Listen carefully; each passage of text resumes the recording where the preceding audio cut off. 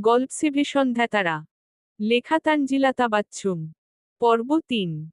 সকালের মিষ্টি রোদ জানালা ভেদ করে পড়েছে অহর্নিশের মুখের উপর। হালকা উষ্ণ আলোয় পিটপিট করে তাকাতে শুরু করল সে। পাশে ঘুমন্ত মিষ্টি একদৃষ্টিতে তাকিয়ে রইল মিষ্টির দিকে।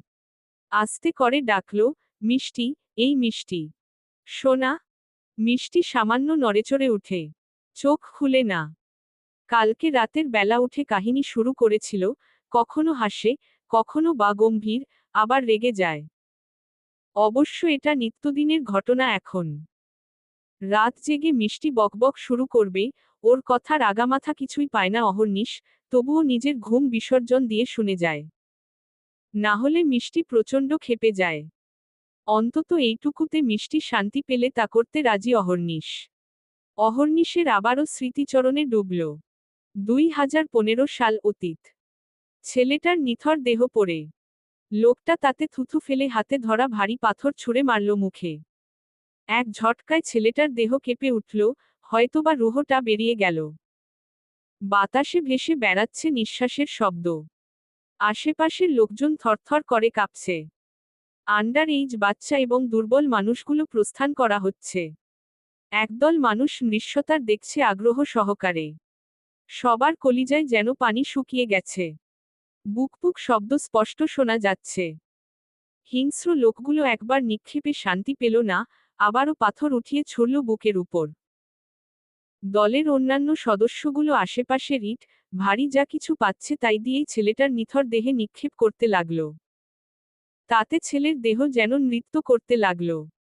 তৎক্ষণাৎ সেখানে দেখা গেল পুলিশ ফোর্স। তারা সাবলীলভাবে দেখছে। জনগণের মধ্যে তীক্ষ্ণ নজরে দেখছে, কারোর হাতে ফোন আছে কিনা। একটা ছেলের হাতে ফোন থাকলে, তাকে টেনে বের করে আনল। ছেলেটার নাম সজীব। সে হাত জোর করে মাফ চাইতে লাগল। হিংস্র লোকগুলো তাকেও ছাড়ল না, একমার ব্যাটা কি কম আছিল, যে তোরও ন খাওয়ার ইচ্ছে হইছে শালা। সজীব হাত জোর করে কাতর গলায় বলল, মাফ করেন ভাই। হিংস্ররা হাসল, গালি ছুড়ল, শালা চুমারানি বলে মারতে শুরু করল। আশেপাশের মানুষ ভয় একাকার। ওসি গিয়ে লোকগুলোকে বলল, স্যার, আপনারা যান, আমরা সামলে নেব। লোকগুলো হাসল, যেন মেরে তৃপ্ত হয়েছে। পাশের দোকান থেকে সিগারেটের প্যাকেট নিল। গালি দিল, শালা মাদারচো, খুব দেমাগ। কেমন লাগিল ন? মার ব্যাটা। তারপর দলের বাকি লোকজনকে বলল, চলো রে। আয়েশি ভঙ্গিতে দুলতে দুলতে গেল তারা। মুখে বিজয়ের হাসি। ড্যাশ। মিষ্টির শরীরটা হঠাৎ কেঁপে উঠল। নিঃশ্বাস ভারী, বুক ওঠানামা করছে দ্রুত। চোখ দুটো বড় বড় করে খোলা। তাতে এখনো লেগে আছে ভয়, বিভ্রান্তি আর একরাশ নৃশংসতা। তার মনের ভেতর এখনো চলছে সেই দৃশ্য। ছেলেটার নিথর দেহ, পাথরের আঘাত, মানুষের চিৎকার। সবকিছু একসঙ্গে বাজছে তার মাথার ভেতর। কারো নিষ্ঠুর হাসি প্রতিধ্বনিত হচ্ছে কানে। সে ধরফর করে উঠে বসে, নিঃশ্বাস বন্ধ হয়ে আসে কিছুক্ষণের জন্য। গলা শুকিয়ে গেছে, হাত কাঁপছে। কিছুক্ষণ চারপাশে তাকিয়ে বোঝার চেষ্টা করল, এটা কোথায়? এখনো কি সেই জায়গায় আছে সে? আস্তে আস্তে চোখের ফোকাস স্পষ্ট হল। অহর্নিশের মুখ। অহর্নিশ হালকা হাসছে, এমনভাবে যেন সবকিছু ঠিক আছে। মিষ্টি ঢোক গিলল, গলা দিয়ে কোনো শব্দ বের হলো না। অহর্নিশ নম্র কণ্ঠে বলল, হেই টক ঝাল মিষ্টি, হোয়াটসঅ্যাপ? মিষ্টি কোথায়? নিজেকে খুব ভালোভাবে দেখল। গাড়িতে। মিষ্টি কাপা কাপা গলায় বলে, আপ আপ আপনি? অহর্নিশ চমৎকার হাসল। বলল, তোমার টানে চলে এলাম। তা প্রতিদিন বাজারে কি করতে আসো সোনা? মিষ্টি চমকে উঠল। অহর্নিশ কিভাবে জানল? তার মানে অহর্নিশ কি গোপনে তার উপর নজর রাখছিল? অহর্নিশ তীক্ষ্ণ গলায় বলল, আমি জানলাম কিভাবে? আবারও চমকে উঠে মিষ্টি। অহর্নিশ হাসে, এটাই ভাবছ? মিষ্টি কিছু বলে না। অহর্নিশ দূরত্ব একটু কমায়। শান্ত গলায় বলে, হবু বউয়ের খোঁজ নিয়ে রাখতে হবে না, বলো? মিষ্টি অহর্নিশের পানে তাকায়। অহর্নিশের চোখ যেন হাসছে। অহর্নিশ আবারও বলে, কি করতে আসো বাজারে প্রতিদিন? মিষ্টি নিশ্চুপ।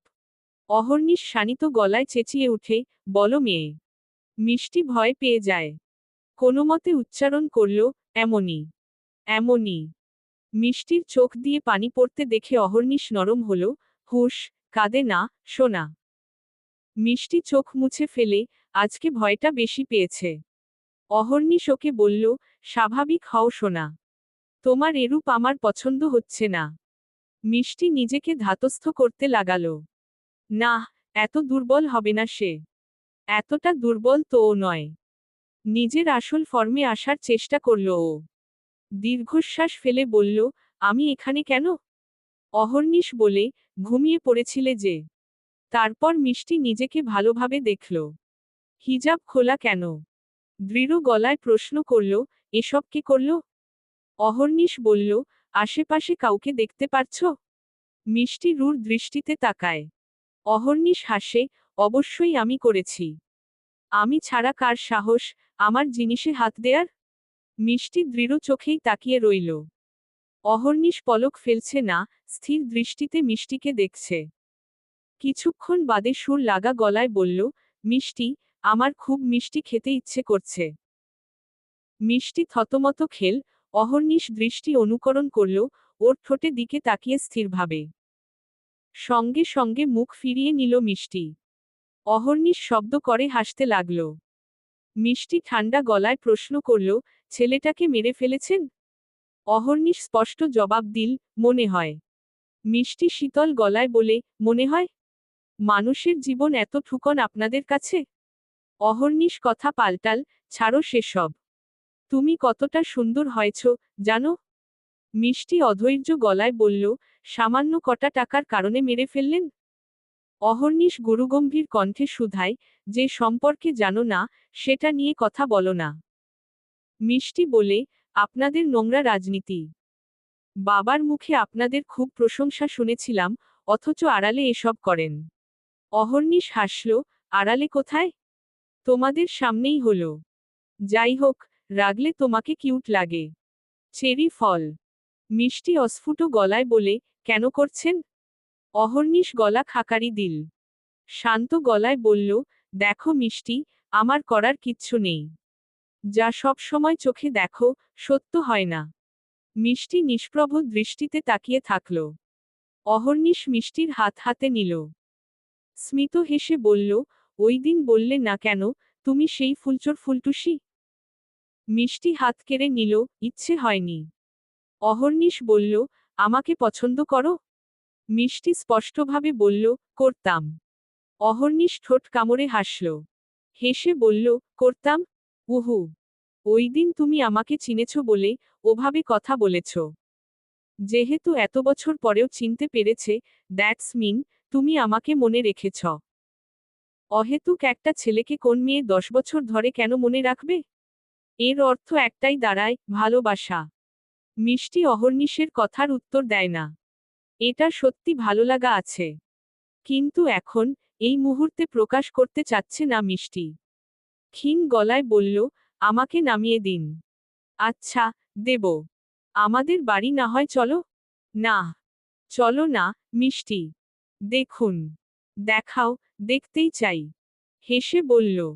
মিষ্টি নিজের রাগকে কন্ট্রোল করে। কিছু বলে না দীর্ঘশ্বাস ফেলে। অহর্নিশ ওর বাড়ির মোড়ে নামানোর আগে খুব শান্ত গলায় সাবধান করল, আজকের সবটাই যেন তোমার মনের ভুল হয়ে থাকে, মিষ্টি। অহর্নিশের দৃষ্টি অন্যরকম ছিল। নমনীয়তা মোটেও ছিল না তাতে। মিষ্টি শঙ্কিত হয়ে পড়ে মাথা নাড়িয়ে চলে যায়। ত্রস্ত পায়ে হাঁটতে লাগল। পিছন থেকে চিৎকার করল, সোনা।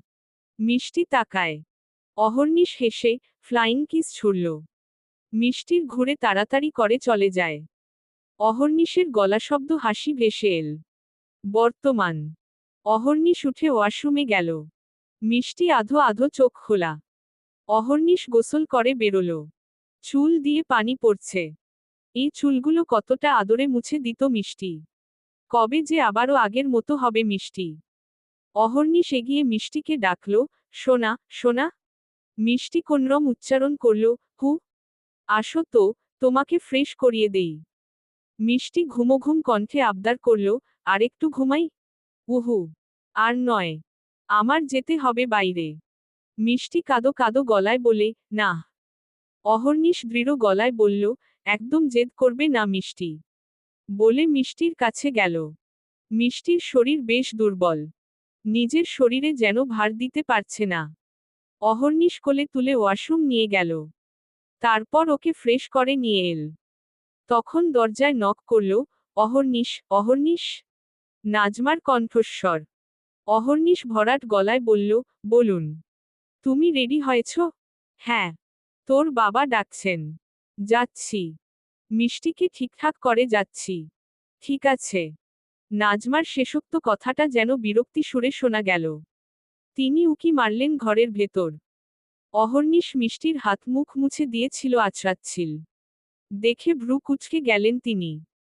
মিষ্টির চুল বেঁধে অহর্নিশ ওকে বলল, শান্ত থাকবে, আমি খাবার নিয়ে আসছি। মিষ্টি সরল দৃষ্টিতে দেখে মাথা নাড়াল। অহর্নিশ কপালে চুমু দিল। তারপর ঘর থেকে বেরোল। হামিদা বেগমের পাশে বসে বাড়ির লোকজন। হামিদা বেগম নাতিকে একপলক দেখে বললেন, বিয়ার পর মাইয়া ভাতারের সেবা যত্ন করে, আর তোর একখান ভাগ্য হইছে, বউয়ের গুমুতো ধোয়া লাগে। অহর্নিশ বিরক্ত হল। মিষ্টি অ্যাবনর্মাল হওয়ার পর থেকে মাঝেমধ্যে বিছানাতেই বাথরুম করে বসে।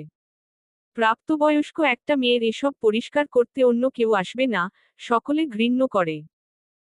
তাই অহর্নিশই সেসব পরিষ্কার করে। মাঝেমধ্যে সফিয়া ভাবি সাহায্য করে কাপড় ধুতে। বাড়িতে কাজের লোক আছে, কিন্তু তারাও এসবে ঘিনঘিন করে, অভিযোগ করে বসে হামিদা বেগমের কাছে। যার দরুন গালমন্দ শুরু হয় মিষ্টিকে। বিষয়টা অহর্নিশের ভালো লাগে না, তাই নিজের স্ত্রীর প্রতি দায়িত্ব নিজেই পালন করে অহর্নিশ। অহর্নিশ শক্ত গলায় বলে, দাদি আপনি করেননি, দাদা যখন পড়েছিল। হামিদা বেগম মুখ কুঁচকে বললেন, সেটাই তো কইনু, তোর ইনকা যত্ন পাওয়ার কথা আছিল, কিন্তু এটে তোকে করা লাগেছল। বাপের বাড়ি পাটে দে। অহর্নিশ কিছু বলে না। সফিয়া এগিয়ে এসে বলল, এটা কেমন কথা দাদি? স্বামী স্ত্রীর যত্নের দায়িত্ব দুজনেরই। অহর্নিশ পড়ে থাকলে মিষ্টি ওকে ছেড়ে দিত? দিত না। মিষ্টির খেয়াল যদি অহর্নিশ না রাখে, তবে আর কে রাখবে? আমাদের বাড়ির কেউ রাখছে? তৎক্ষণাৎ সেখানে এল নূর। লিপি আহমেদ ছেলেকে ইশারায় কিছু বলেন। সঙ্গে সঙ্গে নূর স্ত্রীরকে ধমকে উঠল, চুপ করো তুমি। বড়দের মুখের উপর কথা বলো, খুব সাহস দেখাচ্ছ আজকাল। তখন কথা বলে স্বপ্না, অহর্নিশ তৃতীয় চাচার মেয়ে। সে প্রতিবাদ করে, কেন ভাইয়া, ভাবি ভুল কিছু তো বলেনি। সবে 1.5 মাস হলো মিষ্টি ভাবি অসুস্থ, তাতেই আমাদের পরিবারের সকলে অতিষ্ঠ হয়ে গেছে। একটা ছেলে এভাবে পড়ে থাকলে সকলে সহানুভূতি দেখাতো, অথচ মেয়েদের বেলায় ভিন্নতা কেন? কাল যদি আমিও শ্বশুরবাড়িতে গিয়ে এমন অবস্থা হই? আমার স্বামী আমাকে ছুঁড়ে ফেলে দিলে তোমরা সহ্য করবে? কেউ কথা বলল না। ঘরের চেঁচামেচিতে বেরিয়ে এলেন রাইফুল এবং সবুজ, সঙ্গে মাসুদও আছেন। মেয়ের কণ্ঠস্বর শুনে মাসুদ বললেন, কি হয়েছে স্বপ্না? স্বপ্না কিছু বলে না। মাসুদ বরাবরের চুপচাপ, গম্ভীর মানুষ। খুব বেশি প্রয়োজন ছাড়া কথা বলে না। মাসুদ আর বলেন না। মায়ের থেকে বিদায় নিয়ে নিজের কাজে যান। রাইফুল সাহেব ডাকলেন, ফারিনা, ফারিনা। দৌড়ে রান্নাঘর থেকে এল ফারিনা। এসে বলল, জি, বড় আব্বু। গম্ভীর কণ্ঠে রাইফুল সাহেব বললেন, তরিকুল কোথায়? ওকে বলেছিলাম না, আজকে প্রোগ্রাম আছে। ফারিনা মৃদু গলায় শুধায়, বড় আব্বু, ও নিহারকে নিয়ে দোকানে গেছে, যান পাবেন ওকে। রাইফুল সাহেব কিছু বলেন না। ভাই সবুজকে বললেন, লোকজনদের ভালোভাবে বলেছিস, সব ঠিকঠাক? সবুজ উত্তর দিলেন, জি ভাইজান। রাইফুল সাহেব অহর্নিশের দিকে তাকালেন, তুমি তৈরি? জানো তো কি বলতে হবে? অহর্নিশ মাথা নাড়াল। রাইফুল সাহেব বললেন, চলো। অহর্নিশ বলল, আপনারা চলুন, আমি আসছি। রাইফুল সাহেব থেমে ভ্রু কুঁচকে উঠলেন, কেন?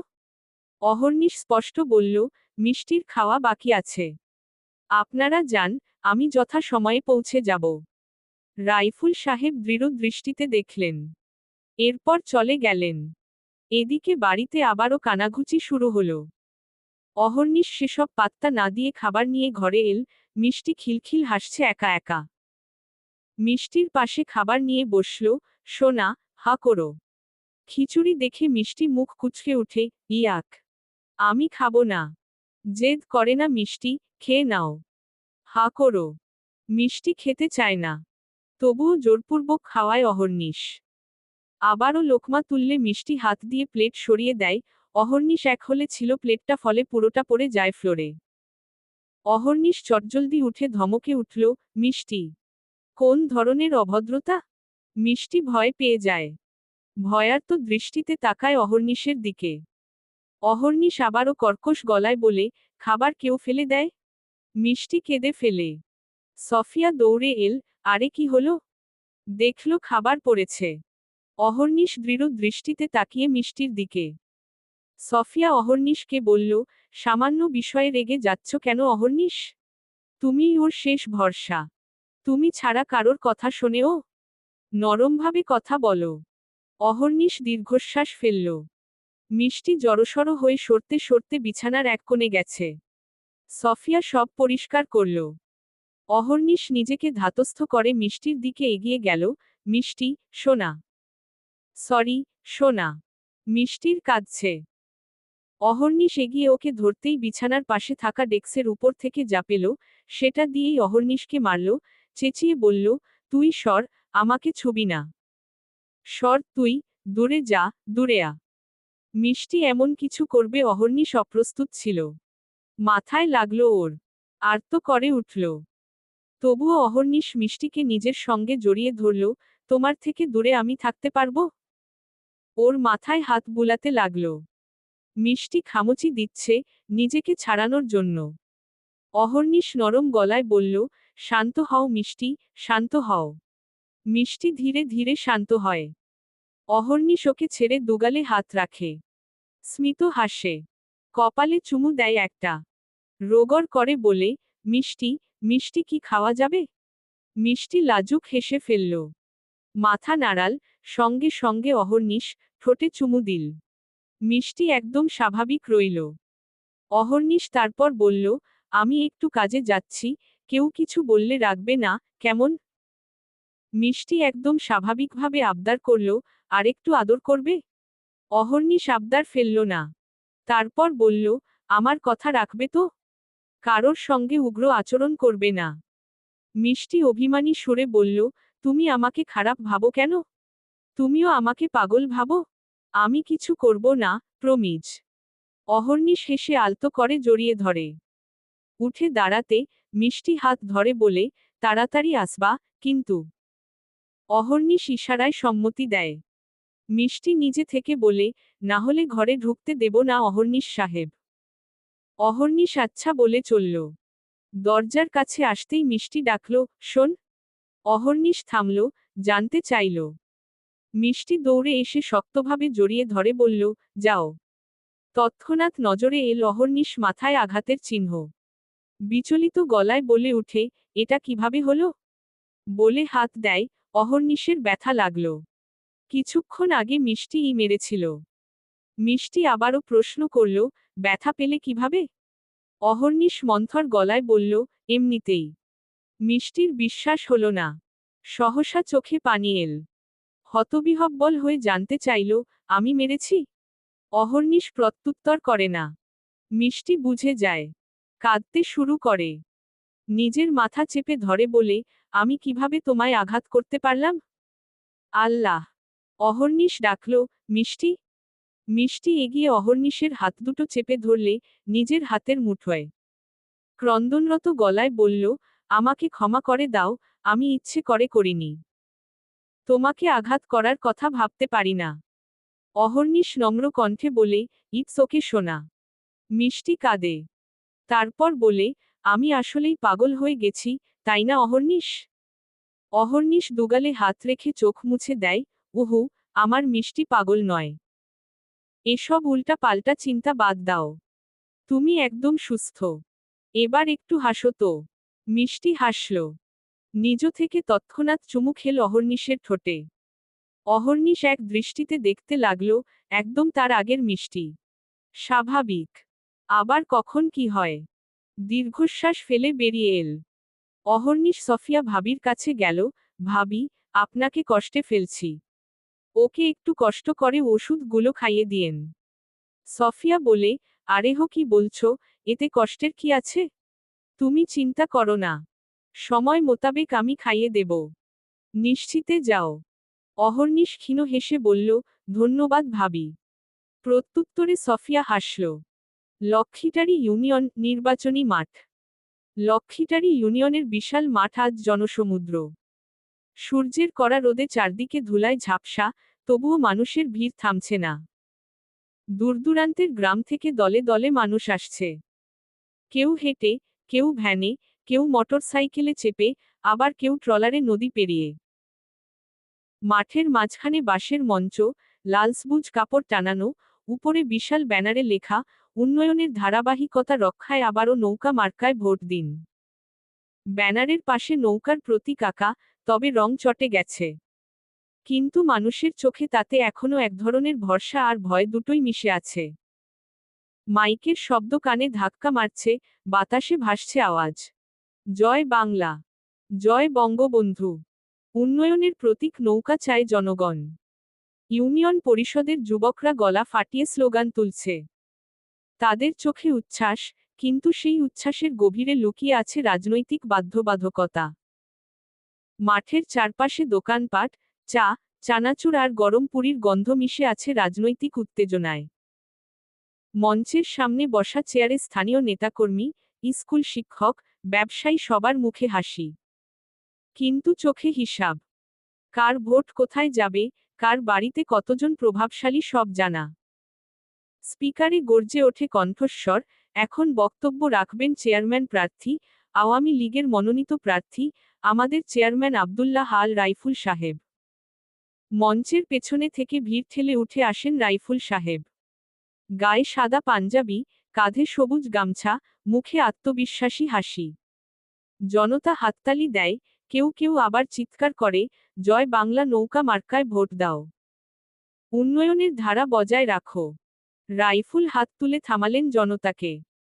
তার চোখে দৃঢ়তা, কণ্ঠে এক ধরনের চাতুর্য মেশানো মাধুর্য। বলতে শুরু করেন, ভাই ও বোনেরা, আমি আপনাদেরই মানুষ। এই ইউনিয়নের মাটি আমার, এই বাতাসে আমি বড় হয়েছি। আমি জানি আপনাদের কষ্ট, জানি আপনাদের আশা। কিন্তু আজ আমি গর্ব করে বলতে পারি, আওয়ামী লীগ সরকার এই ইউনিয়নের চেহারা পাল্টে দিয়েছে। শুধু এই ইউনিয়ন নয়, গোটা বাংলাদেশের। এই লক্ষ্মীটারিতে আজ বিদ্যুৎ আছে, রাস্তাঘাট পাকা হয়েছে, স্কুল কলেজ হয়েছে, তিস্তা ব্রিজ হয়েছে। এসব কৃতিত্ব কার? শেখ হাসিনার সরকারের। ভিড় থেকে হাততালি ওঠে, কেউ জয় বাংলা চিৎকার করে, কিন্তু সেই হাততালির মাঝেও কিছু মুখ নিস্তব্ধ। তাদের চোখে সংশয় স্পষ্ট। ঠোঁটে চাপা হাসি, যেন তারা জানে, মাঠের নিচে অন্য এক সত্য চাপা পড়ে আছে। ভিড়ের পেছনে থেকে একজন হঠাৎ বলে ওঠে, রাস্তাঘাট তো হইছে, চেয়ারম্যান সাহেব। কিন্তু তিস্তার ন্যায্য পানি তো পাই না, যখন হামার পানি দরকার, তখন হয় খরা, যখন ফসল ফলাই তখন হয় বন্যা। সব তো ডুবি যায়, হামার বাড়িও থাকে না। রাইফুল সাহেব মুচকি হাসলেন। মাইক ধরে বললেন, ভাই, উন্নয়ন একদিনে হয় না। আমরা যা করতে পারিনি, পরের মেয়াদে করব। কিন্তু যারা আমাদের বিপক্ষে, তারা শুধু বাধা দিয়েছে, উন্নয়ন চায় না। তার কণ্ঠে আত্মবিশ্বাসের সঙ্গে একরকম আভ্যন্তরীণ হুমকির ছায়া আছে। বক্তব্যের ফাঁকে তিনি পাশে বসা নেতাদের দিকে চোখ টিপে ইঙ্গিত দেন, যেন বোঝানো হয়, কে ভোট দেবে না, সেটা আমরা জানব। মাঠের একপাশে কিছু তরুণ চুপচাপ দাঁড়িয়ে। কাঁধে ক্যামেরা, হাতে পোস্টার। তাদের মধ্যে একজন নিচু গলায় বলে, দেখছো? এবারও ভোট, উন্নয়নের নামে, হবে, কিন্তু উন্নয়ন কার ঘরে গিয়া থামে, সেটা সবাই জানে। রাইফুল আবার মাইকে ঝাঁপিয়ে পড়লেন, আমাদের প্রধানমন্ত্রী উন্নয়নের রাজনীতি করেন, ধ্বংসের না। যারা গুজব ছড়ায়, তারা এই দেশের শত্রু। আগামী নির্বাচনে যদি আপনারা আবারও নৌকাকে জয়ী করেন, আমি প্রতিশ্রুতি দিচ্ছি, প্রতিটি বাড়িতে পাকা রাস্তা, প্রতিটি খালে সেচ ব্যবস্থা থাকবে। তিস্তার পানির ন্যায্য বণ্টন হবে ইনশাআল্লাহ। মঞ্চের সামনে তালি দিল, উল্লাস, স্লোগানের ঢেউ। কিন্তু পেছনের দিকে এক বৃদ্ধ কৃষক মাথা নাড়িয়ে বলেন, উন্নয়ন হইছে ঠিকই, কিন্তু ধান বিক্রি করি লোকসান দেন। রাস্তা পাকা হইছে, পেট তো পাকা হয় নাই। তার কথা কেউ শোনে না। মাইকের গর্জন আবার মাঠ ভরিয়ে দেয়, জয় বাংলা স্লোগানে মুখরিত হয় চারিপাশ। রাইফুল সাহেব নিচে নামেন, পাশে দাঁড়ানো থানা পর্যায়ের নেতা কানে কানে বলে, পোলিং এজেন্টদের তালিকা কালই দিতে হবে, বুঝছেন? রাইফুল সাহেব ঠোঁটে হালকা হাসি টেনে মাথা নাড়েন। রাইফুলের বাক্য শেষ হওয়ার সঙ্গে সঙ্গেই মঞ্চে আরেকটি পরিচিত চেহারা ওঠে। চেয়ারম্যানের ছেলে অহর্নিশ। কিছুক্ষণ আগেই এসে পৌঁছেছে সে। তার বয়স 29-এর কাছাকাছি, পরনে হালকা রঙের শার্ট আর কালো চশমা। মাঠে কিছু লোক একে চেনেন। গল্প চলছে যে, শেষ কয়েক বছর ধরে সে ইউনিয়নের নানা কাজে নামমুখ। জনতার মধ্যে ছোলামুঠোটা হইচই মিশে ওঠে। কেউ চেঁচিয়ে উঠছে অহর্নিশ, অহর্নিশ। কেউ আবার তালি তুলছে। মঞ্চের মাইক হাতে নিয়ে সে সামান্য মাথা নেড়ে অভিবাদন করল, বলল, আসসালামু আলাইকুম, আশা করি সকলে আল্লাহর রহমতে ভালো আছেন। প্রথম দিকে জনতার চেঁচামেচায় শোনা গেল না, কিন্তু কয়েক বাক্যের মধ্যেই ওর কণ্ঠে একটা ভঙ্গতেজ। সে যুবসমাজকে উদ্দেশ্য করে বলল, আপনাদের সঙ্গে আমরা আছি। রাস্তাঘাট, শিক্ষা, তিস্তা সবই গুরুত্ব দিতে হবে। আমরা শুধু প্রতিশ্রুতি দিই না, কাজ করে দেখাই, বিগত বছরগুলোতে আপনারা এর ফলাফল পেয়েছেন। বক্তব্যের মাঝেই হঠাৎ করেই তার পকেটে রাখা ফোনটা বেজে উঠল। অহর্নিশ ফুটফুট করে হাসছিল বক্তব্যের মাঝে, কিন্তু বিঘ্ন ঘটল। সে কণ্ঠে সামান্য আটকে দিল, কাঁধ টেনেই ফোন স্ক্রিনটা দেখে মৃদু বলল, 1 সেকেন্ড। আরও একটি বাক্য বলতে গিয়ে ফোনটা আবারও বেজে উঠল, এবার আর সেকেন্ড নয়, সুরটা পরিষ্কার কানে ধাক্কা দিল, সফিয়া ভাবির নামটা স্পষ্ট বারবার কল করেছেন। অহর্নিশ অস্থির হয়ে উঠল। সে অস্বস্তি জগিয়ে মাইকের কাছে হাত বাড়াল, 1 মিনিট। তার মুখে অস্থিরতা, সকলের নজর এড়োল না। জনতা এখন আর শান্ত নয়, অনেকেই সিপাইসুলুকে হেসে উঠল। ফোনের রিংটা বারবার। চারপাশে ছুটে ফুটে কথাবার্তা শোনা যায়। কেউ বলল, কার ফোন? কেউ বলল, না, হয়তো ওর অফিস ফোন। কয়েক মুহূর্তের মধ্যেই ফোনটা আরেকবার বেজে উঠল। অহর্নিশের কপালে ভাঁজ পড়ল, সে ভগ্ন কণ্ঠে বলে উঠল, দুঃখিত, হয়তো একটু জরুরি কথা। সামান্য প্রতিধ্বনি পড়ে গেল। এইবার মঞ্চপাশে থাকা এক পুরনো কর্মী দ্রুত এগিয়ে এসে কাঁধে আলতো চেপে ইশারা করে, চলুন। অহর্নিশ থামল, মৃদুভাবে কণ্ঠ নিচিয়ে বলল, 1 মিনিট, কলটা দরকারি। অহর্নিশ অবশেষে রিসিভ করল, সফিয়া অস্থির কণ্ঠস্বর, হ্যালো, হ্যালো। অহর্নিশ। পিছন থেকে চেঁচানোর শব্দ, মিষ্টি। মিষ্টির কি হলো? সফিয়া বলল, অহর্নিশ তুমি এক্ষুনি আসো, এক্ষুনি। অহর্নিশ বলল, ঠিক আছে। আমি এখনই আসছি। আপনি ওকে সামলান। কথা শেষ করে সে মাইকের কাছে ফিরেও আর বলতে পারল না।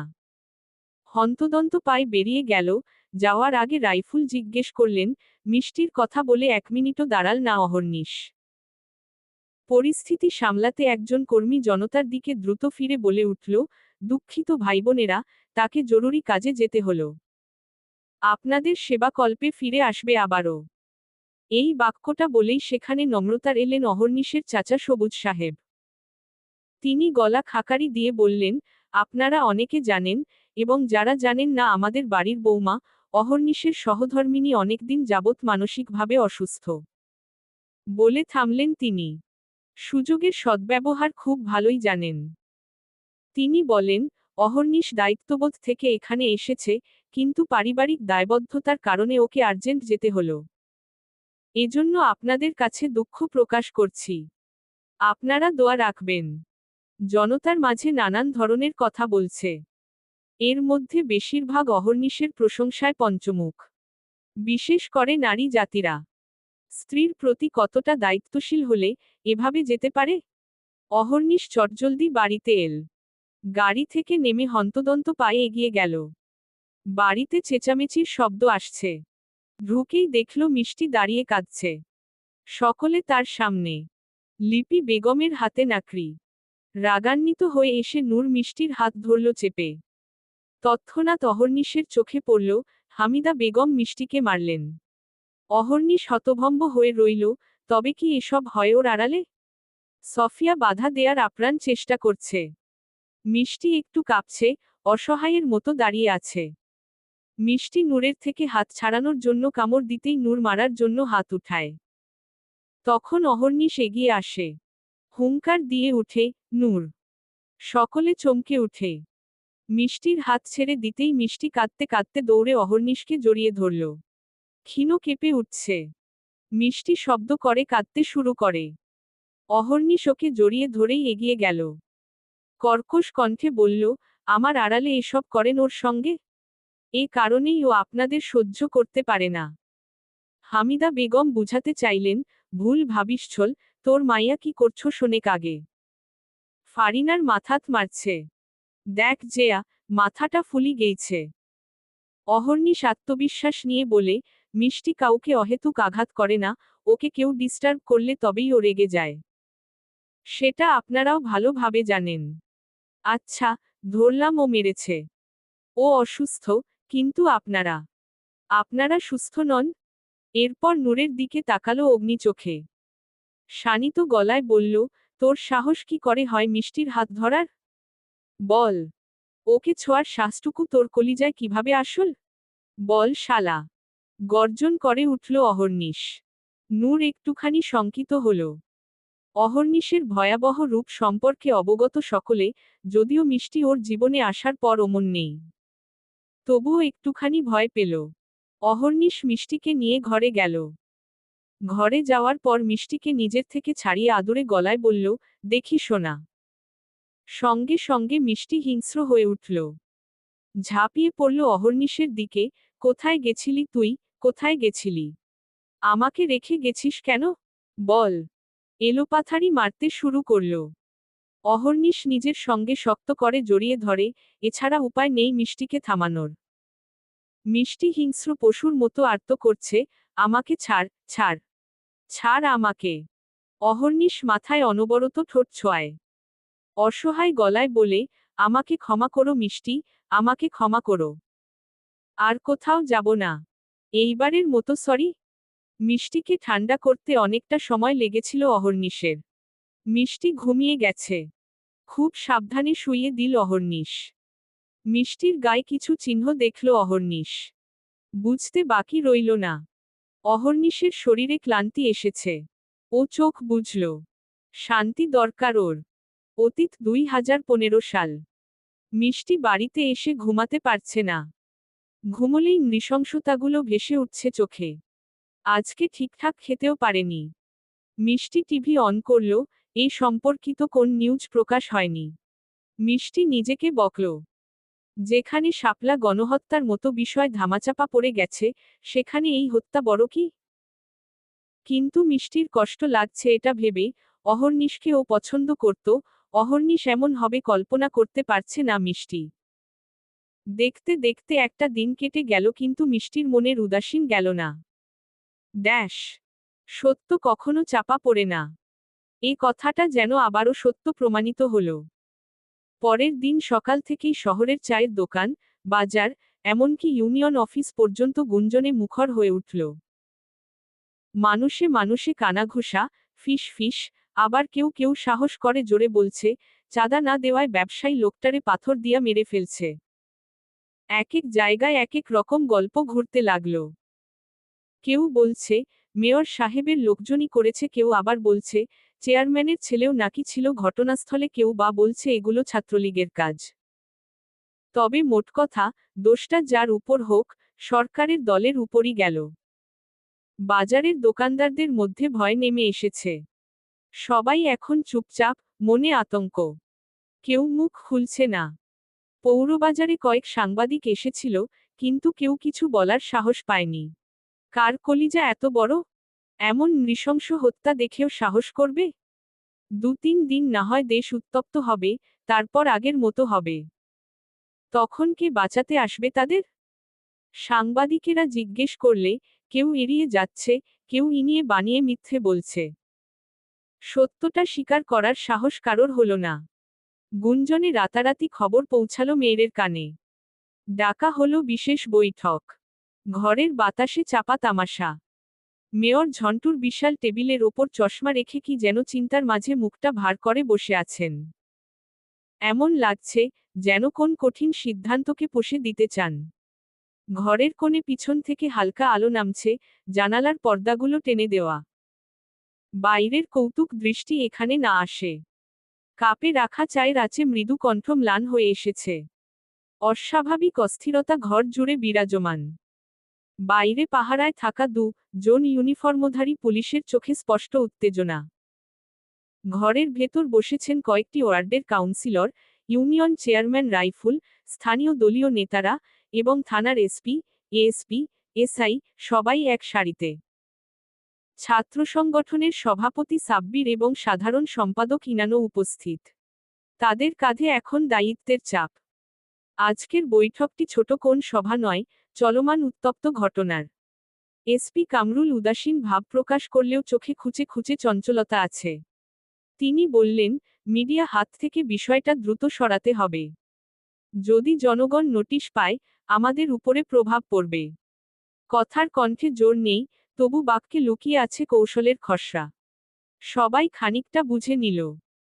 একজন সিনিয়র কাউন্সিলর দাঁত চেপে চেয়ারম্যানের দিকে তাকিয়ে উঠলেন, ভরা মানুষের সামনে এমন কাজ করে ফেলল, আপনার ছেলে? এর দায়ভার এখন আমাদের ওপর এসে পড়ে। বিপক্ষ দল তো আগেই ক্ষিপ্ত, এটি যদি বেরিয়ে পড়ে, প্রভাব কতটা ভয়ঙ্কর হবে, সেটা ভাবছেন কি? রাইফুল ঠোঁট টেনে মুচকি হাসলেন। স্পষ্ট করে বললেন, চাঁদার টাকার ভাগ বন্টনের সময় আপনি এত মেপে কথা বলেন না, কাউন্সিলর সাহেব। ওই ছেলেটার দুঃসাহস ছিল, আপনি থাকলে এটাই করতেন। এ কাজের নেতৃত্ব দিয়েছিল সাব্বির, ইনান। আমার ছেলে তো মোহরা মাত্র। অথচ সম্পূর্ণ দোষটা তার উপর চাপাতে ব্যস্ত আপনি। কথায় ছিল নিজস্ব অস্ত্রোপচারিক ধূর্ততা। রাইফুল এমন ধূর্ত, এমন কৌশলগত লোক, যে প্রথম বছরে উঠে এসে দলের প্রাক্তন চেয়ারম্যানকে হারিয়ে জয়ের আসন পায়। ভবিষ্যতে মেয়র বা সংসদ প্রতিদ্বন্দ্বিতার কল্পনাও লোকটি নিজের মধ্যে দেখায়। তার এই চালাকিতায় মেয়র ঝন্টুর কাছে তাকে প্রয়োজনীয় মিটিংয়ে ঘন ঘন যোগ দিতে বাধ্য করে। ঝন্টু সাহেব মুখ গম্ভীর করে এসপিকে জিজ্ঞেস করলেন, বাইরের পরিস্থিতি কেমন? এসপি ঠোঁট ভিজিয়ে বললেন, স্যার, মিডিয়া বর্তমানে আমাদের নিয়ন্ত্রণে আছে, কিন্তু ইত্তেকাফ পত্রিকার একজন সাংবাদিক সম্ভবত আর্টিকেল করছেন। কিভাবে খবর বেরিয়ে গেল? ইনান জিজ্ঞেস করল। সভাপতি সাব্বির তার কথা থামিয়ে দেন। এসপি বললেন, ঘটনাস্থলে গতকাল আমাদের কয়েকজন ছিল। তারা বলছে, সন্ধ্যা ও রাতের দিকে কিছু অচেনা লোক আসছিল এবং সাক্ষাৎকার নিচ্ছিল। এক কাউন্সিলর অনর ভঙ্গিতে প্রস্তাব করলে বললেন, আগামী দুদিন ইন্টারনেট বন্ধ করে দেয়া দরকার। নয়তো বিষয়টি জোরে ছড়াবে। রাইফুল হাসতে শুরু করলেন, সশব্দে। অকপটে নাক শটান, এভাবে ইন্টারনেট বন্ধ করলে দোষটা সরাসরি আমাদের ওপর চলে আসবে। মানুষ বোকা নয়, এভাবে চাপা দেওয়ার চেষ্টা দেখতে পেলে বিপর্যয় আসতে পারে। মেয়র ঝন্টু খানিকটা মাথা নাড়ে, ঠিকই বলেছে রাইফুল। রাইফুল কণ্ঠ ভার করে বললেন, কাজটি এমনভাবে করতে হবে, যাতে দলের সঙ্গে আমাদের জড়িত থাকার ছাপ না পড়ে। কথায় আছে না, সাপ যাতে মরে আবার লাঠিও না ভাঙ্গে। তেমনি জনগণের মধ্যে গুজব ছড়াতে দেয়া যাবে না, এটাই মূল। আমরা বলবো, ওই ছেলেটা ছিল অভিযুক্ত। চাঁদা না দেওয়ায় সংঘর্ষ হলেও, এটি ছিল তাদের পুরনো শত্রুতা। নৈতিক দিক থেকেও আমাদের জন্য সহজ থাকবে। তিনি থেমে আবারও ভরাট গলায় বলেন, ঘটনাস্থলে যারা ছিল, লোকজন যাদের দেখেছে তাদের বহিষ্কার করে জেলে পাঠান। তাদের বয়ান দেওয়ান, চাঁদা তোলার বাহানায়, তারা তাদের পুরনো শত্রুতা মিটিয়েছে। যাতে দোষটা দলের উপর যায় আর তারা বেঁচে যায়। এইটাই মিডিয়ায় প্রচার করান।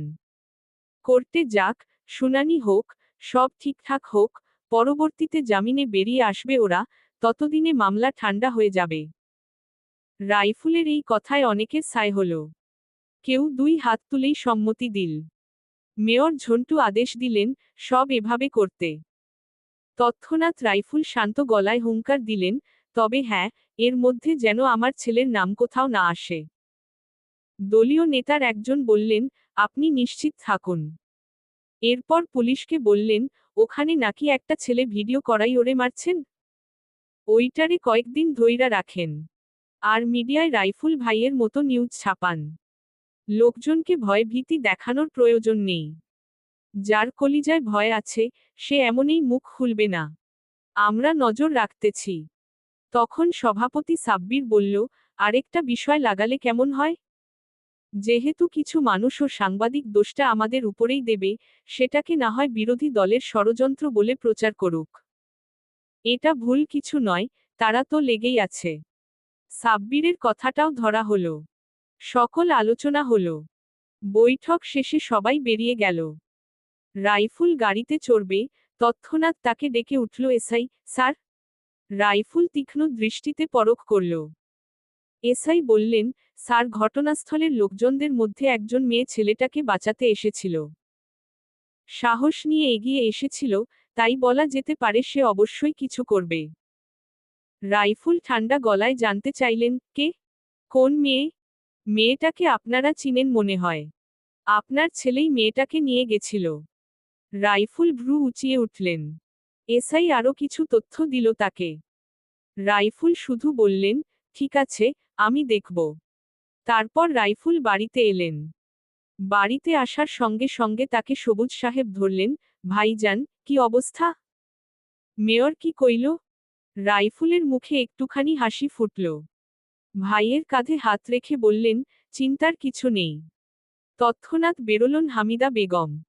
মুখ কুঁচকে জিজ্ঞেস করলেন, ওরে রাইফুল, মেয়েরের বাড়ি তো কি হইল রে?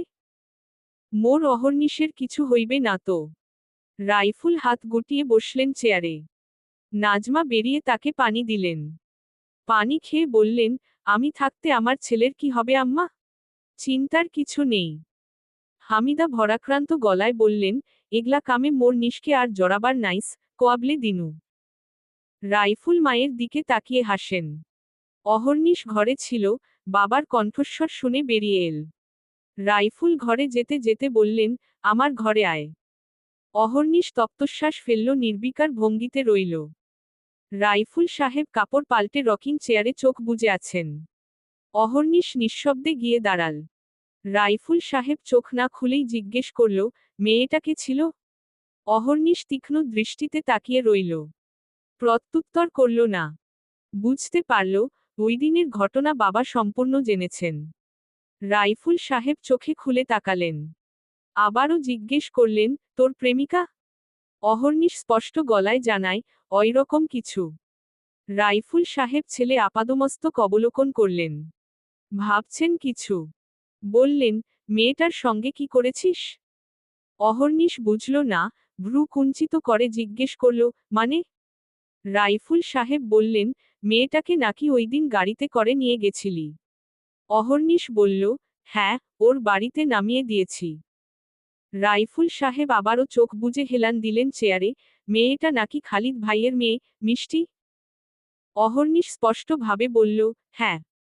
তাহলে কালকে ওদের বাড়িতে যেতে হবে। কেন? কথা বলতে। যদি কথা বলার হয়, তবে বিয়ের কথা বলুন। স্পষ্ট গলায় জানায় অহর্নিশ। রাইফুল ছেলের দিকে তাকান। অহর্নিশ বলে, আমি মিষ্টিকে পছন্দ করি। রাইফুল বলেন, ভেবেচিন্তে বলছিস? অবশ্যই। এসবে ওকে ইনভলভ করার প্রয়োজন নেই। ও এই বিষয়ে কিছু বলবে না। রাইফুল হাসলেন ক্ষীণ। অহর্নিশ বেরিয়ে গেল। এদিকে পরের দিন মেয়েরের কথা মতো টিভি চ্যানেলগুলো, নিউজ পেপারে ব্যবসায়ীকে নৃশংসভাবে হত্যার ঘটনার নিউজ প্রকাশিত হল। চারিদিকে দ্রুত ছড়িয়ে পড়ল, চাঁদা না দেয়ায় নৃশংসভাবে খুন হতে হলো এক ব্যবসায়ীকে। এ ঘটনায় জড়িতদের পুলিশ দ্রুত গ্রেফতারের চেষ্টা করছে। জানা গেছে, আওয়ামী লীগের সাধারণ কর্মীরা এ কাজ করেছে। নিউজটা যেন আগুনের গতিতে ছড়াল। মিষ্টি টিভিতে দেখে চমকে উঠল। সে ভেবেছিল হয়তো ঘটনাটা ধামাচাপা পড়বে। কিন্তু না। তবে কি অহর্নিশকেও ধরে ফেলবে? না চাইতেও কষ্ট লাগছিল। মিষ্টি ঢোক গিলে গলাটা শুকিয়ে আসছে। দেখতে দেখতে সন্ধ্যা হলো। নতুন সংবাদ প্রকাশ হলো, অভিযুক্তরা ধরা পড়েছে। পুলিশের হেফাজতে আছে। তাদের চেহারা দেখানো হলো। মিষ্টি দেখা মাত্রই কেঁপে উঠল যেন। চোখের সামনে ভেসে উঠল শেখ দিনের স্মৃতিগুলো। নিঃশ্বাস কোথাও আটকে যাচ্ছিল। কিন্তু সন্দেহ এল, এত জলদি ধরা পড়ল? সে সময়ে ঘরে এলেন ওর মা। ওকে এমন অবস্থায় দেখে বললেন, মিষ্টি মা, কি হয়েছে? মিষ্টি পানি চাইল। তার মা সঙ্গে সঙ্গে এনে দিল। পানি খেয়ে নিজেকে স্বাভাবিক করল মিষ্টি। তার মাকে বলল, আমি ঠিক আছি, এমনিতেই গলা শুকিয়ে আসছিল। ওর মার অস্থিরতা কমল। তবুও দীর্ঘশ্বাস বেরিয়ে এল। মেয়েটার যে কি হয়েছে কয়েকদিন ধরে। ঘুমায় না, খায় না ঠিক মতো। চিন্তার শেষ নেই। সেদিনের পুরো রাতটা মিষ্টি উৎকণ্ঠিত হয়ে রইল, কখন নতুন নিউজ প্রকাশ হবে। কিন্তু সেদিনটাতে হলো না। ঠিক পরের দিন দুপুরে নিউজ এল, শিরোনাম চাঁদাবাজিতে ব্যবসায়ীকে পাথর মেরে হত্যার ঘটনায় নতুন মোড়। প্রথমে ধারণা করা হচ্ছিল, ঘটনাটি রাজনৈতিক প্রভাব বিস্তারের জের। তবে তদন্তে নেমে পুলিশ জানিয়েছে, এটি মূলত ব্যক্তিগত শত্রুতা ও ব্যবসায়িক দ্বন্দ্বের ফলাফল। দলীয় ভাবমূর্তি নষ্ট করতে কিছু অসাধু ব্যক্তি পরিকল্পিতভাবে দলের নাম ব্যবহার করেছে। গ্রেপ্তারকৃত দুই অপরাধী প্রাথমিক জিজ্ঞাসাবাদে এই তথ্য স্বীকার করেছে বলে জানিয়েছে পুলিশ। এরপর আবারও বলে, আওয়ামী লীগ নেতারা দাবি করেছেন, এই হত্যাকাণ্ডের সঙ্গে তাদের কোনো সম্পৃক্ততা নেই। বরং এটি পরিকল্পিতভাবে সাজানো একটি ষড়যন্ত্র, যার উদ্দেশ্য সরকারের উন্নয়ন কর্মকাণ্ডে জনগণের আস্থা নষ্ট করা। ক্লিপে দেখা যায়, স্থানীয় আওয়ামী লীগ সভাপতি সাংবাদিকদের সামনে বলছেন, এটা আমাদের দলের কাজ না। যারা অপরাধী তারা কিছুদিন আগেই আমাদের দলে যোগ দিয়েছে। আমি স্পষ্টভাবে বলতে চাই, বিপক্ষ পার্টি এই ঘটনাকে ব্যবহার করে আমাদের বিরুদ্ধে অপপ্রচার চালাচ্ছে। মিষ্টি হতভম্ব হয়ে রইল। আসলেই এটা হয়েছে? তবে কি অহর্নিশ সত্য বলছিল? তখনই গাড়ির শব্দ এল। মিষ্টির দূরসম্পর্কের চাচা এসেছে। অর্থাৎ অহর্নিশা। মিষ্টির ভাই রাফাত বাড়িতে নেই। বাইরে গেছে। ভাবি গেছে বাপের বাড়ি। মিষ্টি এবং তার মা বাড়িতে। ওদের অনাকাঙ্ক্ষিত আগমনে মিষ্টি চমকে উঠে। হঠাৎ কেন এল? মিষ্টির মা আপ্যায়নে কোন কমতি রাখলেন না। রাইফুল সাহেব সরাসরি মিষ্টি অহর্নিশের বিয়ের প্রস্তাব দিলেন। মিষ্টি থমকে যায়। এত তাড়াতাড়ি কেন? মিষ্টির মা হঠাৎ প্রস্তাবে অপ্রস্তুত হয়ে পড়লেন। মিষ্টি সেখান থেকে উঠে চলে এল। মিষ্টির পিছু পিছু এল অহর্নিশ। এক কোণে দাঁড়িয়ে মিষ্টি। অহর্নিশ পকেটে হাত গুজে গেল, এই টক ঝাল মিষ্টি। মিষ্টি তাকালো, চোখে জল। দৃঢ় গলায় বলল, কেন করছেন এসব? অহর্নিশ সাবলীলভাবে বলে, ভালো লাগে তোমাকে। মিষ্টি তাচ্ছিল্য হাসল, ন্যাকামো করবেন না। ছোট থেকে পছন্দ করেন, এটা বলবেন না। একদিনে ভালোবেসে ফেললেন? হা। অহর্নিশ গলা খাকারি দিয়ে বলে, ওহু। জানো, আমার একটা বদ হ্যাবিট আছে। একবার কারোর উপর নজর পড়লে, সেটাকে নিজের করে ছাড়ি। অস্থির করে ফেলে আমাকে। ওই দিন বাজারে তোমার ওভাবে কথা বলা, আমার মন কেড়েছে। সত্যি বলছি, তোমাকে বিয়ে করতে চাই। মিষ্টি রাগান্বিত কণ্ঠে বলে, আপনি চাইলেই হবে? অহর্নিশ হাসে, আমি জানি, তুমিও আমাকে পছন্দ করো। সরি, ভালোবাসো, ছোট থেকে। মিষ্টি থতমত খেয়ে যায়। মুখ ফিরিয়ে নিয়ে বলে, তখন তো জানতাম না, আপনিও নোংরা রাজনীতি করেন। এমন কারোর সঙ্গে আমি জীবন জোড়াতে চাই না। অহর্নিশ সিরিয়াস হয়ে বলে, মিষ্টি, আমাদের কাজের কোন কিছু আমাদের জীবনে প্রভাব ফেলবে না। মিষ্টি রোদন গলায় বলল, তবুও না। আমি এসব ভায়োলেন্স নিতে পারি না। জানেন, গত কয়েকদিন আমি ঠিকঠাকভাবে ঘুমাতে পারিনি, খেতে পারিনি। এখনো আমার বুক কেঁপে উঠে। সেখানে সারা জীবনের প্রশ্ন। আমি পারবো না। মিষ্টির চোখের জল এড়োয় না অহর্নিশের চোখে। মিষ্টি বলে, হয়তোবা আমার প্রতি আপনার জেদ কিংবা মোহ জেগেছে। কেটে যাবে। সামান্য কারণে বিয়ের ডিসিশন নেয়া ঠিক নয়। অহর্নিশ স্পষ্ট গলায় বলে, আমি আমার সিদ্ধান্তে অটল। আমি মন থেকে তোমাকে চাই। মিথ্যে কথা। আচ্ছা, বলো তো, কি করে বোঝাই তোমাকে? মিষ্টি স্থির দৃষ্টিতে তাকিয়ে বলে, সত্যি ভালোবাসেন? হ্যাঁ। তবে এসব কাজ করবেন না, রাজনীতি করবেন না আর। অহর্নিশ যেন জানতো এটাই বলবে। হালকা হেসে উঠল সে। গুরুগম্ভীর কণ্ঠে বলে, দেখ মিষ্টি, রাজনীতি আমাদের পারিবারিক। আমি চাইলেও বেরোতে পারবো না। তাহলে আমার পক্ষেও সম্ভব নয়। বাচ্চামো করো না। এটা আমার সিদ্ধান্ত। অহর্নিশ হেসে এগিয়ে এল, আমি যা চাই, পেয়ে ছাড়ি। সঠিকভাবে নয় তো, বেঠিকভাবেই। মিষ্টি চোয়াল শক্ত করে বলে, জোর করে বিয়ে করবেন নাকি তুলে নিয়ে যাবেন? অহর্নিশ হেসে বলল, কোনোটাই না। কারণ আমি জানি তুমি আমাকে বিয়ে করবে। মিষ্টি কিছু বলে না। সময় নেয়। ভাবে, তারপর বলে, মিডিয়ায় যা দেখাচ্ছে তা আদৌ সত্য? অহর্নিশ হাসল, আমি আগেই বলেছি, যা দেখা যায় তা সব সময় সত্য হয় না। তবে আপনি ওই দিন কি করছিলেন? তুমি যা করতে এসেছিলে। একদম কথা ঘোরাবেন না। আমি আপনার হাতে রক্ত দেখেছি। তোমার মনের ভুল ছিল। মিথ্যে বলছেন। হ্যাঁ। অহর্নিশের হেয়ালিপনা সহ্য হয় না মিষ্টির। অধৈর্য হয়ে পড়ে, ক্ষীণ কাঁদে। অহর্নিশ হেয়ালিপনা ছেড়ে স্পষ্ট বলে, আমি চাইলেই সব ছাড়তে পারবো না মিষ্টি। তবে যথাসম্ভব চেষ্টা করব, বেরিয়ে আসার। সত্যি বলছি, আমার নিজেরও পছন্দ নয়, কিন্তু পারিবারিক খাতিরে করতে হয়েছে। আমার পেশা কিন্তু রাজনীতি নয়, আমি জব করি। এটা বোধ হয় তোমার অজানা। মিষ্টি একটু চমকায়। নাক টানে। অহর্নিশ এগিয়ে আসে সান্নিধ্যে। আবদার করে বসে, উফ, অস্থির লাগছে তোমাকে। ইচ্ছে করছে। থেমে বলল, এখন বিনামূল্যে মিষ্টি খাওয়ায় সুযোগ করে দাও তো। মিষ্টি নিজেকে ধাতস্থ করে বলল, আমার একটা কথা আছে। হাজারটা বলো, সমস্যা নেই। বিয়ে হলেও পড়ালেখা কমপ্লিট না হওয়া পর্যন্ত আমি এখানেই থাকব, আমার বাড়িতে। আচ্ছা। আর কিছু? আপনি মারামারি বা অন্য যে কোনো ভায়োলেন্স কাজ করবেন না। চেষ্টা করব। সিগারেট খাবেন না। তারপর? সবসময় সত্য কথা বলবেন, আমাকে। নেক্সট। আমি গল্প শোনাচ্ছি? না তো, বউ হওয়ার চেষ্টা করছো। বলে হাসল। মিষ্টি কিছু বলে না। স্থির দৃষ্টিতে তাকিয়ে রয়। দেখতে দেখতে কেটে যায় কয়েক সপ্তাহ। মিষ্টি অহর্নিশের বিয়ে হয়। যদিও মিষ্টির মা বিয়ের ক্ষেত্রে নড়বড় ছিলেন, কিন্তু মেয়ে যেখানে রাজি তিনি কি করবেন? মিষ্টির কথা মতো, অহর্নিশ তাকে বাপের বাড়িতে রাখে।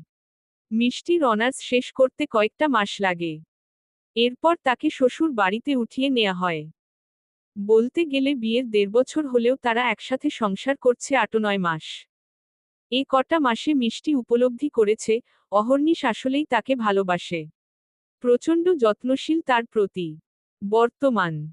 অহর্নিশের ঘুম ভাঙল মিষ্টির খিলখিল হাসিতে। অহর্নিশ উঠে দেখল, মিষ্টি একদৃষ্টিতে তার দিকে তাকিয়ে। অহর্নিশ মিষ্টিকে বলল, হাসছ যে?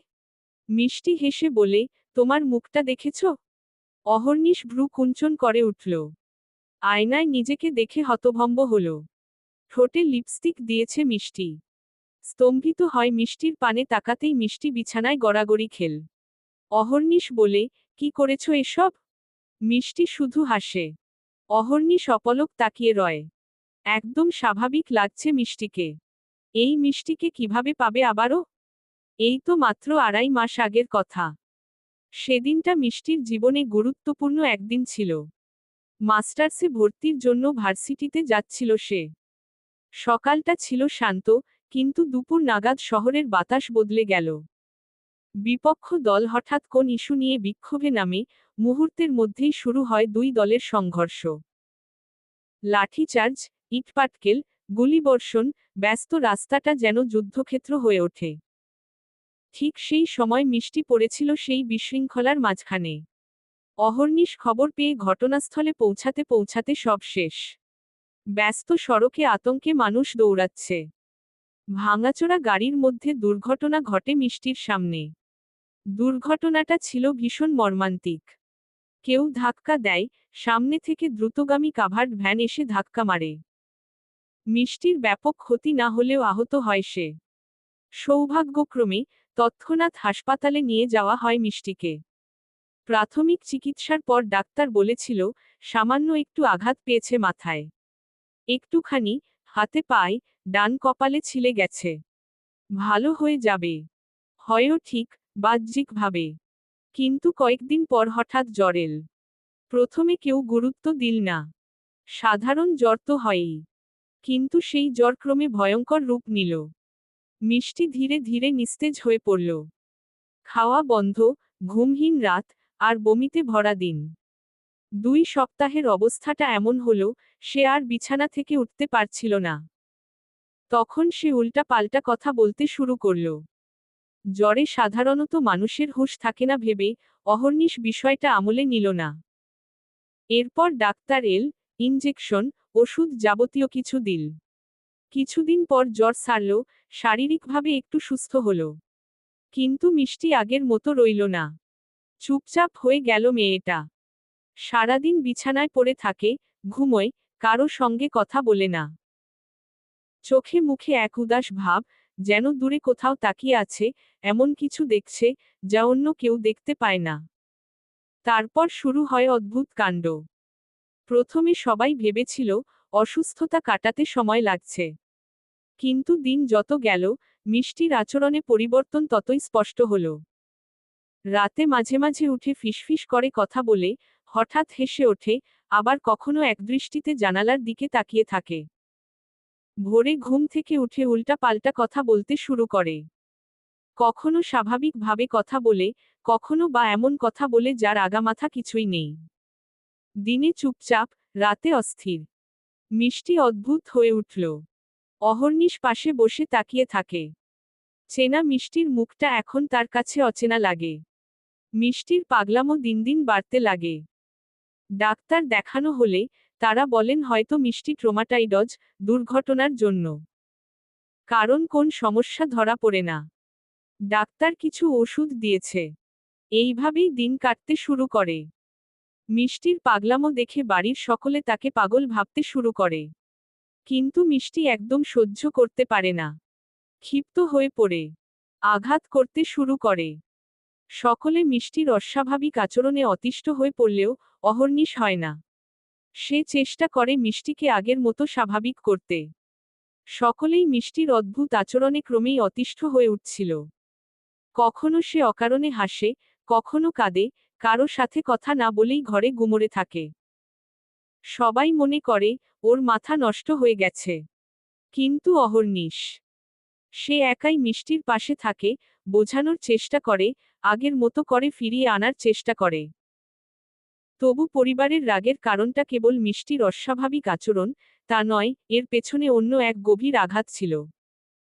দিন যত যাচ্ছিল, মিষ্টির শরীর ক্রমেই দুর্বল হয়ে পড়ছিল। জানা গেল, মিষ্টি গর্ভবতী। খবরটা মুহূর্তেই গোটা বাড়ির আবহ বদলে দিল। সবার মধ্যে আনন্দ ছড়িয়ে পড়ল। হামিদা বেগম, যিনি এতদিন নীরবে মিষ্টির প্রতি বিরক্ত ছিলেন, হঠাৎই বদলে গেলেন। তার খুশির শেষ ছিল না। কারণ এই সন্তান হবে তার প্রিয় নাতির সন্তান। মিষ্টির বিশেষভাবে খেয়াল রাখা হলো। কিন্তু সুখটা বেশিদিন স্থায়ী হলো না। মিষ্টির অস্বাভাবিক আচরণ, হেয়ালিপনা বিপদ ডেকে আনল। মিসক্যারেজ হয়ে গেল। অবস্থা নাজুক হয়ে পড়ল যে, হাসপাতালে কয়েকদিন মিষ্টিকে লড়াই করতে হলো। কিন্তু বাড়ি ফিরে তাকে আর কেউ আগের মতো গ্রহণ করতে পারল না। হামিদা বেগমের মুখে তখন একটাই কথা, চেংড়ি নিজের ছাওয়া খেয়া ফেলাইছে, রাক্ষসী। আরও কয়েকটা গালি দেন। সেই ঘটনার পর থেকে পরিবারের সকলে মিষ্টির প্রতি ক্ষিপ্ত হয়ে পড়ে মিষ্টি। সকলের চোখে সে অমঙ্গলের প্রতীক হয়ে দাঁড়ায়।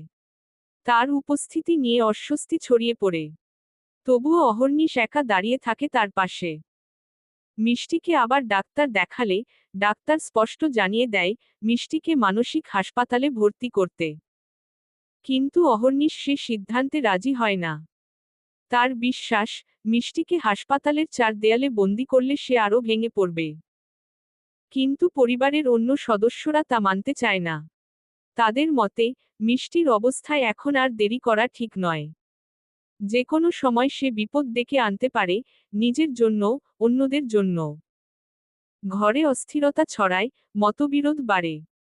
আর সেই দ্বন্দ্বের মধ্যে অহর্নিশ এখনো মিষ্টির জন্য লড়ে যাচ্ছে। সময় তখন সন্ধ্যাবেলা। আকাশে রঙের মিশেল। কমলা, বেগুনি, আর একটু ধূসর। সেই রঙগুলোর মতোই মিষ্টির জীবনেও মিশে আছে আলো অন্ধকারের খেলা।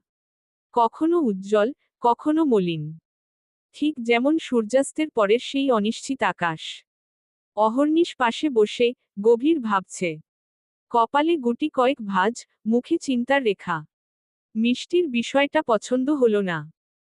গায়ে কিছু একটা ছুঁড়ে বলল, কি এত ভাবছো বলো তো? অহর্নিশ চকিত হল।